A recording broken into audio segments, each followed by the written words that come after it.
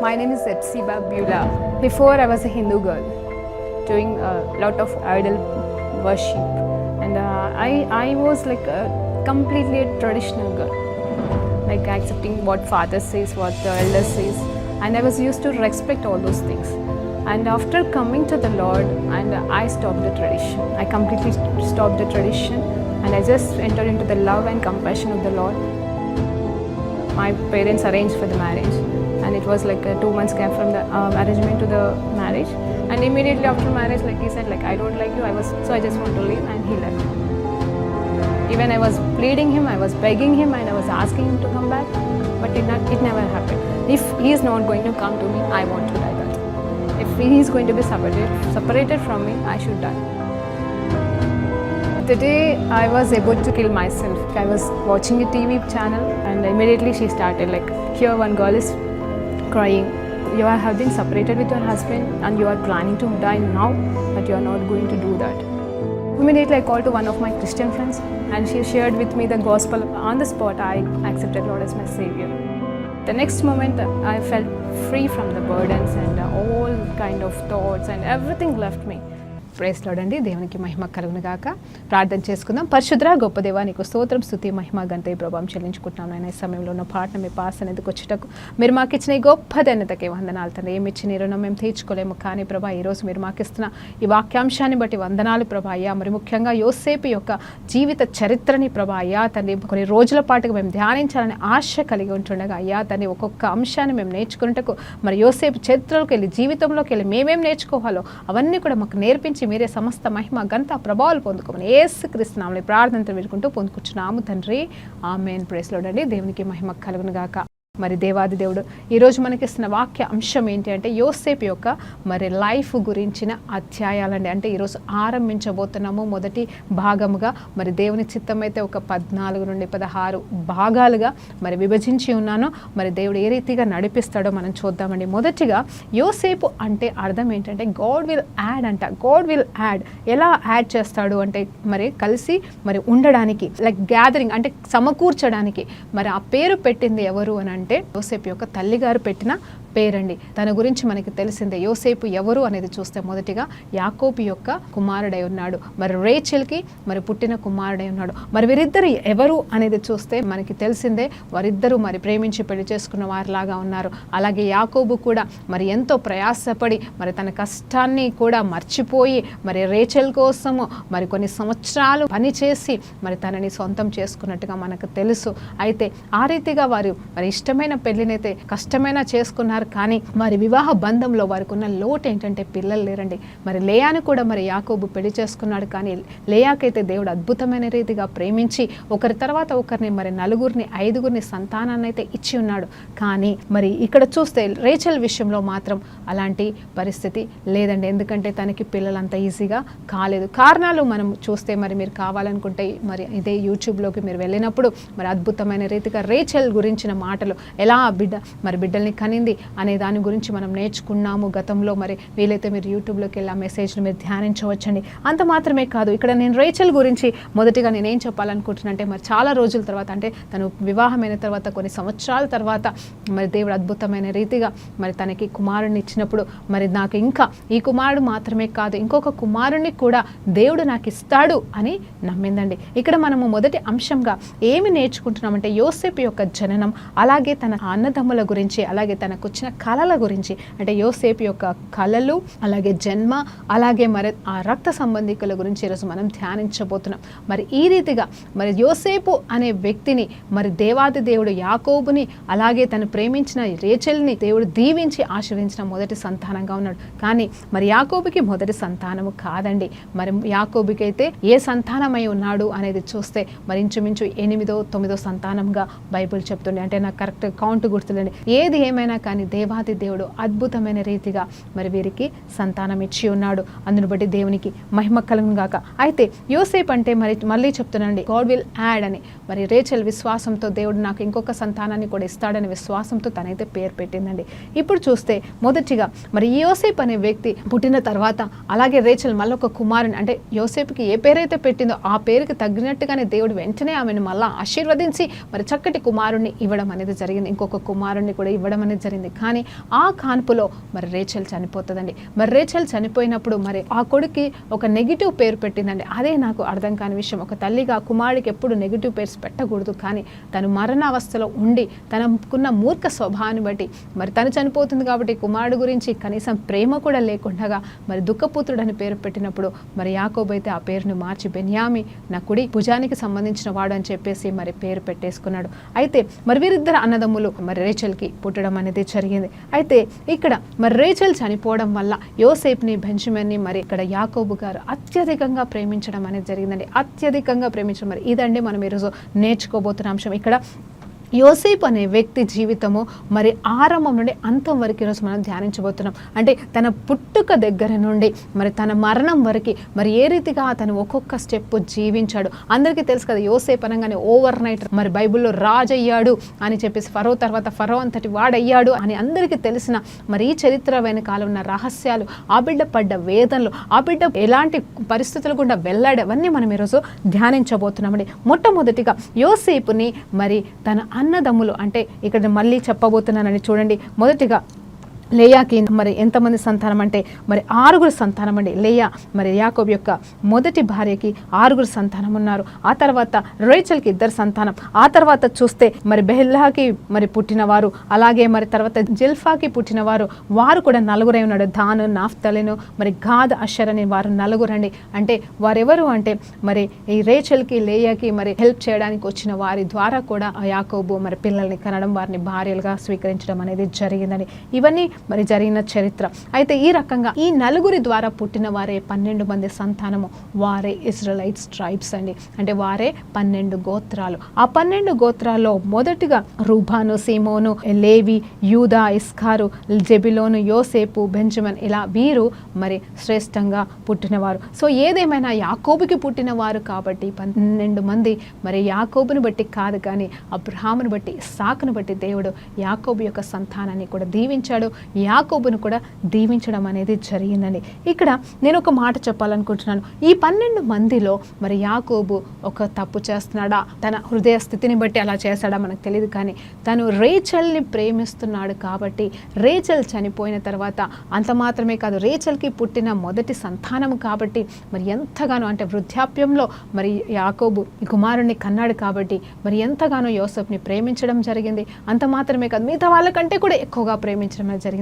So ఆ సమయంలో జరుగుతున్నది ఏంటి అంటే మిగతా 11 మందికి, అంటే మరి బెన్యామి అనే వ్యక్తి అయితే మరి యోసేపు యొక్క తమ్ముడే కాబట్టి మరి తనకి ఆ కోపం ఉండకపోవచ్చేమో, కానీ మిగతా 10 మందికి మరి యోసేపు మీద కుళ్ళు అనేది స్టార్ట్ అయింది. జాగ్రత్తగా వినండి, మరి ఇప్పుడు మరి కరెక్ట్గా మనం డెప్త్గా వెళ్ళబోతున్నాం. ఏంటంటే అక్కడ కుళ్ళు అనేది స్టార్ట్ అయింది. ఎందుకు కుళ్ళు అనేది స్టార్ట్ అయిందంటే మరి యోసేపుని యాకోబు అనే తండ్రి అత్యధికంగా ప్రేమించడం వల్ల మరి ఇలాంటి పొరపాటు చేయడం మరి యాకోబుది తప్పే కదండి. సరే, తను తప్పు చేశాడా, ఒప్పు చేశాడా, ప్రణాళిక చొప్పున చేశాడా మనకు తెలియదు, కానీ ఇక్కడ యోసేపుని తండ్రి ప్రేమిస్తున్నాడు, కానీ తన రక్త సంబంధికులు, తన సొంత అన్నతమ్ములు మరి అతన్ని ద్వేషిస్తున్నారండి. ఈ ద్వేషం ఎక్కడికి దారి తీసిందంటే వారి మధ్యలో ప్రేమ లేదు, వారి మధ్యలో సమాధానం లేదు. అంత మాత్రమే కాదు, ఇక్కడ ఏం జరుగుతుందంటే మరి బెల్హా యొక్క దాను, నాఫ్తలిని వారితో మరి తిను పెరుగుతున్నాడంటే, ఎవరు యోసేపు అనే వ్యక్తి వారితో పాటుగా కలిసి పెరుగుతూ ఉన్న సందర్భంలో మరి వాళ్ళు చేస్తున్న పొరపాట్లని మరి యాకోబు దగ్గరికి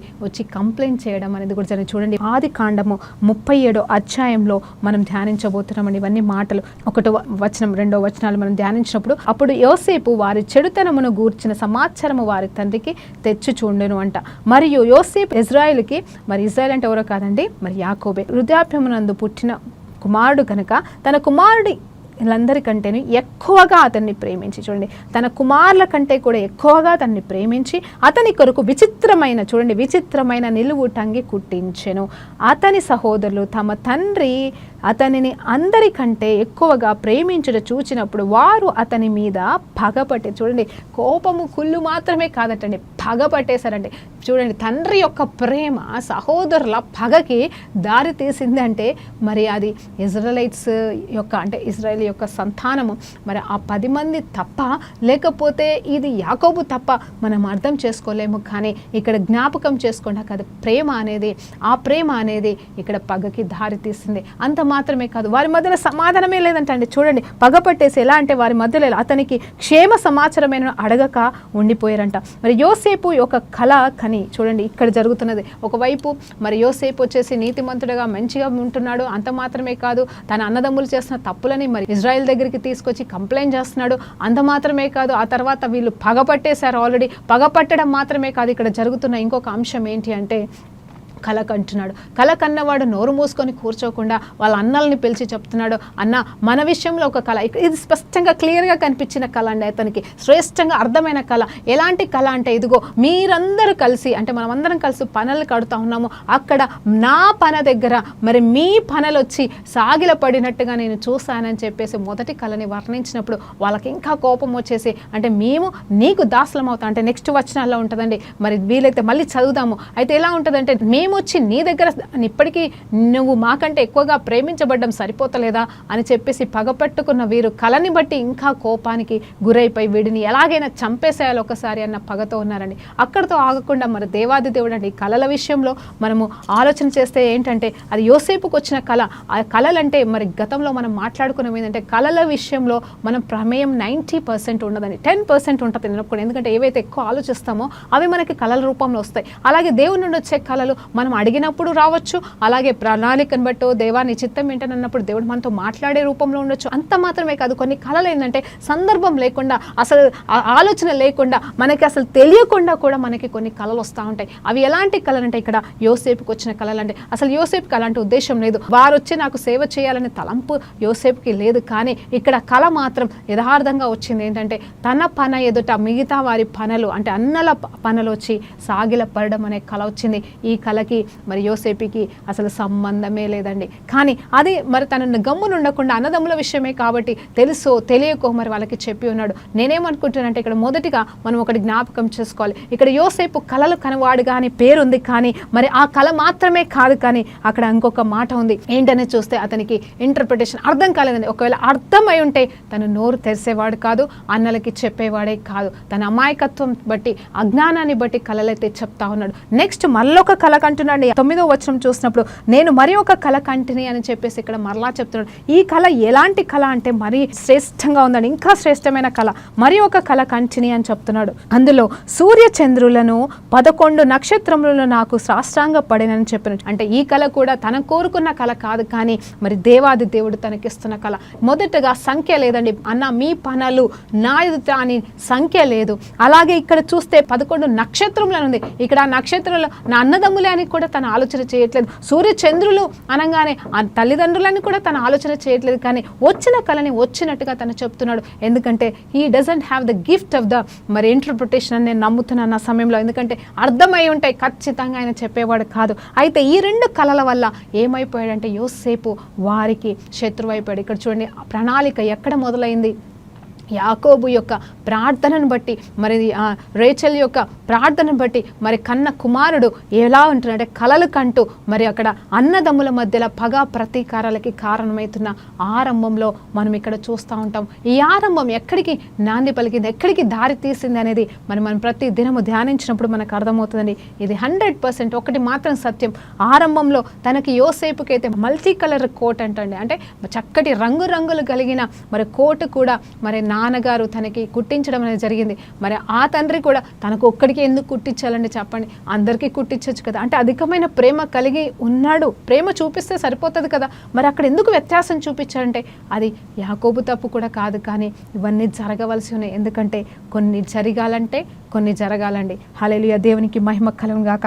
ఇక్కడ యోసేపు ద్వేషించబడాలి అనేది, చిన్నతనంలోనే ద్వేషించబడాలి అనేది దేవుని ప్రణాళిక. ఎందుకంటే ఆ ద్వేషం ద్వారా జరుగుతున్నవి కొన్ని మార్చబడతా ఉంటాయి. సో ఇక్కడ దీని తర్వాత చూసినప్పుడు అంటే నా జీవితంలో మనం పోల్చుకోండి, యోసేపు చరిత్ర అనగానే మనం జ్ఞాపకం చేసుకోవాల్సిన విషయం ఒకటి ఏంటంటే మనము మన జీవితాలని పోల్చుకోవాలి. ఈరోజు అవునండి, మీరు పోల్చుకోమని నేను మిమ్మల్ని బ్రతిమలాడుతున్నాను. నా జీవితంలో కూడా ఇప్పుడు యోసేపు చరిత్రను ధ్యానిస్తున్నప్పుడు నా చరిత్ర కూడా నన్ను నేను ధ్యానించుకున్నప్పుడు ఆల్మోస్ట్ ఇంచుమించు సేమా అనిపిస్తుంది. అంటే నేను పోల్చుకోవడానికి అంత గొప్పదానికి కాదు, కానీ మన జీవితంలో కూడా మనం క్రీస్తుని నమ్ముకున్నప్పుడు మరి దేవుని ప్రణాళికలోకి మనం అడుగు పెడుతున్నప్పుడు ఎంతోమంది శత్రువులు మనకి తయారవుతూ ఉంటారు. ఆ రీతిగా మనము ముందుకు సాగలేక, వెనక్కి సాగలేక, రక్త సంబంధులకైతే మనం వారిని ఎదిరించలేక, వారిని మరి దేవుడికి అప్పచెప్పలేం, అటు సాతానికి అప్పచెప్పలేక ఎన్నో పోరాటాలు.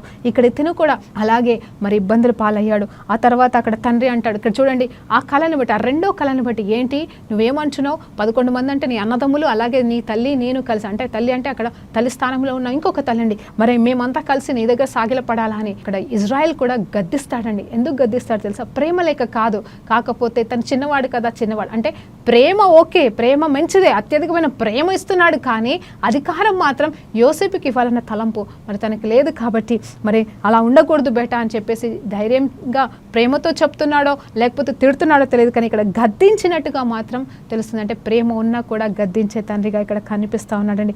దాని తర్వాత చూస్తే అతని సహోదరులంట ఎలాంటి వారంటే ఇదిగో మళ్ళొకసారి ఏ రీతిగా మనము ఇతన్ని ఏం చేయాలి అని ఆలోచన చేస్తూనే పోతూనే ఉన్నారు. చూడండి 10వ వచనాన్ని మరొకసారి చదువుతున్నాను మీకోసం. అతడు తన తండ్రితోనూ తన సహోదరులతోనూ అది తెలియజెప్పినప్పుడు అతని తండ్రి అతనితో, నీవు కనిన ఈ కల ఏమిటి?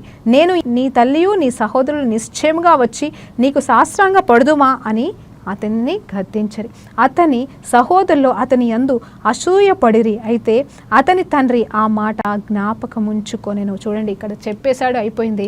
కలల గురించి యాకోబు కొద్దిగా తెలిసేమో కాబట్టి మైండ్లో పెట్టుకొని వదిలేశాడు. కానీ ఇక్కడ ఆల్రెడీ పగపట్టిన వారి పరిస్థితి ఏ రీతిగా ఉందో మనం ఈరోజు ధ్యానించవచ్చండి. చూడండి ఇక్కడ పనుల విషయంలో లెక్క తెలియట్లేదు. ఇక్కడ చూస్తే సూర్యచంద్రులు 11 మంది అనేది. మరి ఇది కూడా నేను ఎందుకు మీకు చెప్పాలనుకుంటున్నానంటే, ఈ మొదటి 2 కళలు తన జీవితాన్ని మరి తలకిందలుగా మార్చిన రెండో భాగంగా మనం తర్వాత చూడొచ్చండి. అంత మాత్రమే కాదు, 20 నిమిషాలలో ఈ చివరిలో నేను ఒక మాట అంటాను, యాడింగ్ అనే దాని గురించి నేను చెప్పబోతున్నాను. What is that? Yosef meaning ఏంటి అనేది మనం ముందు మాట్లాడుకున్నాం. ఏంటంటే గాడ్ విల్ యాడ్ అంట.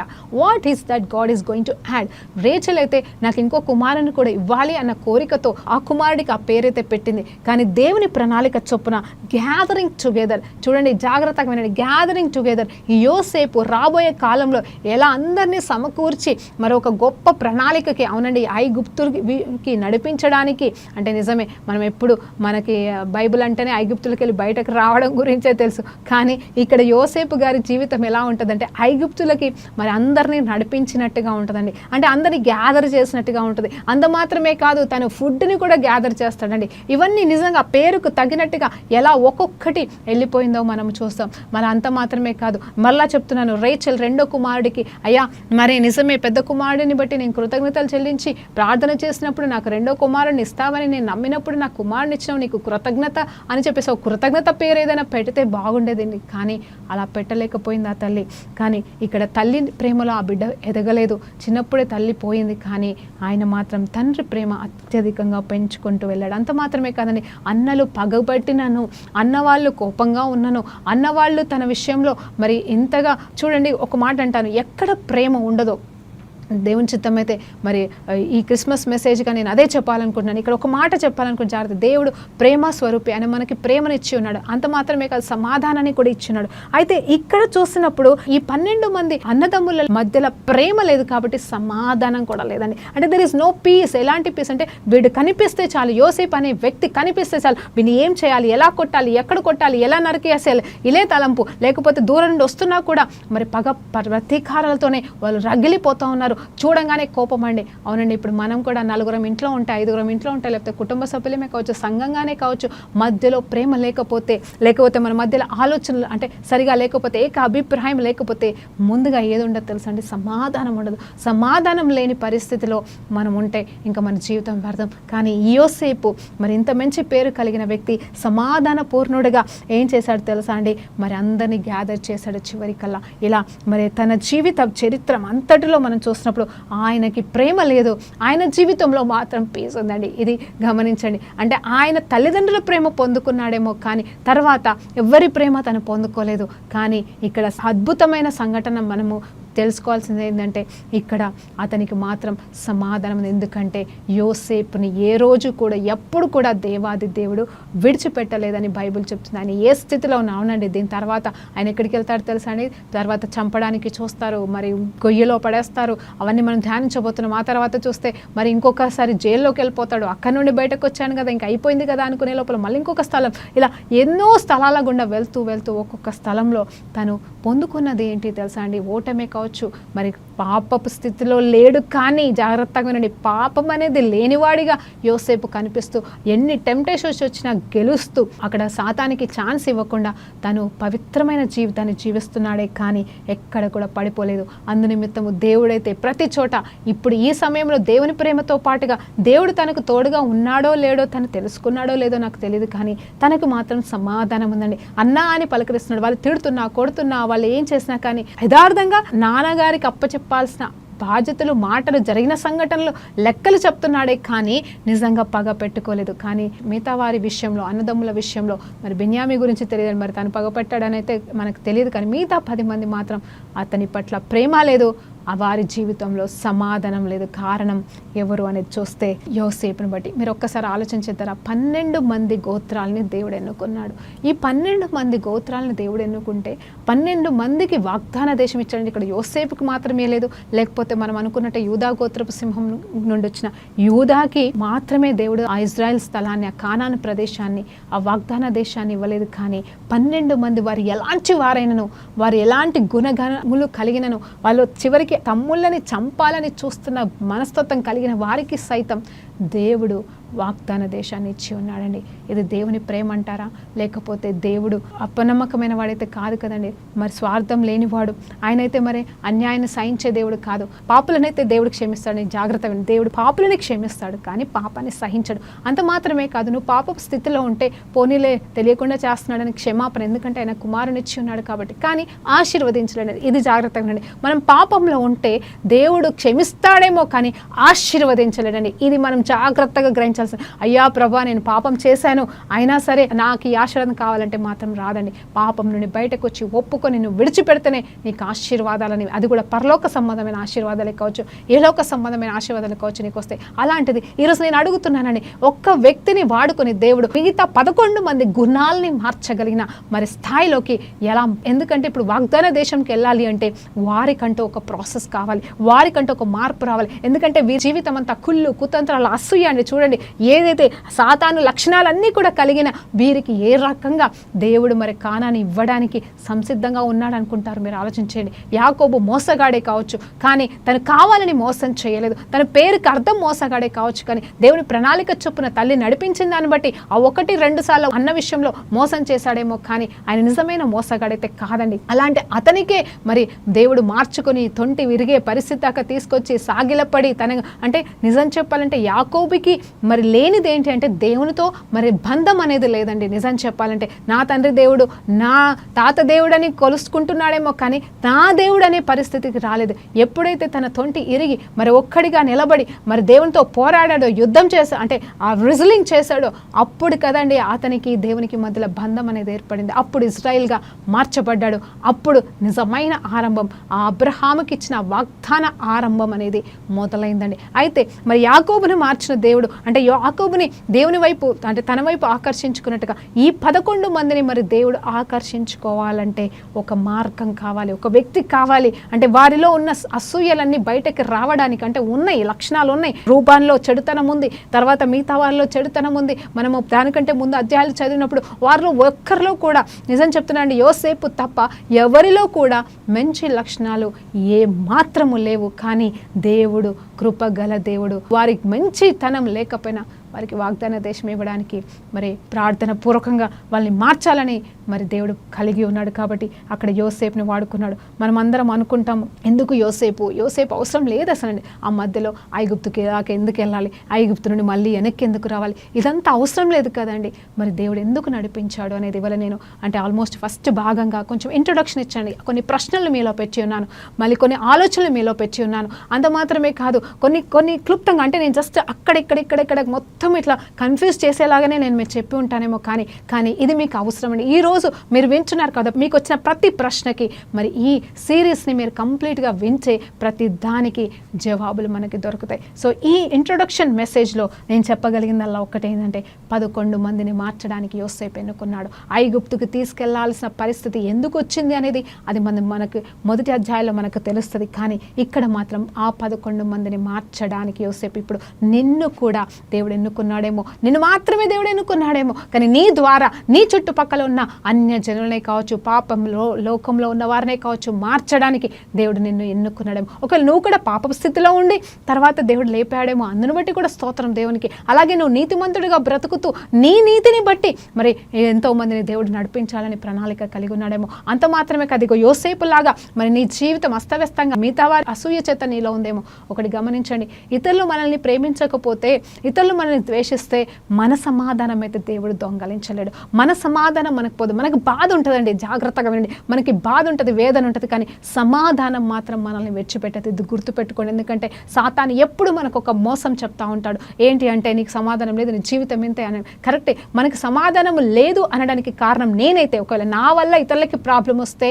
అప్పుడు నాకు సమాధానం లేకపోతే నేను సమస్యని సరి చేసుకోవాలి, నేను ఆ ప్రాబ్లమ్ని సాల్వ్ చేసుకోవాలి, నేను వారితో వెళ్ళి సమాధానం పడాలి. కానీ అవతల వాళ్ళ మూలంగా నాకు ప్రాబ్లం వస్తే సమాధానం లేని స్థితి వారికి ఉంటుంది, కానీ మనకు కాదని గుర్తు చేసుకుంటున్నాను. ఎందుకంటే మనం క్షమిస్తాం, పోనీలే దేవుడు చూసుకుంటాడని దేవునికి అప్పచెప్తాం. కాబట్టి మనము సమాధానం కలిగిన వారుగానే నిత్యం నిరంతరం ఇట్లా యోసేపు లాగా మనం ఉండవలసిన వారుగా ఉన్నాం. అయితే ఈ ముగింపులో ఇంకొక మాట చెప్తున్నాను. 2 కళలు మరొకసారి గుర్తు చేస్తున్న 2 కళలండి, ఒకటి కాదు. ఈ 2 కళల్లో కూడా ఎన్నో సత్యాలు ఉన్నాయి. కాబట్టి మనతో దేవుడు మాట్లాడను గాక, మనతో దేవుడు మాట్లాడి అద్భుతం చేయను గాక. ఈ ముగింపులో మీకు ఆసక్తికరంగా ఉంటుంది కాబట్టి నేను చెప్తున్నాను.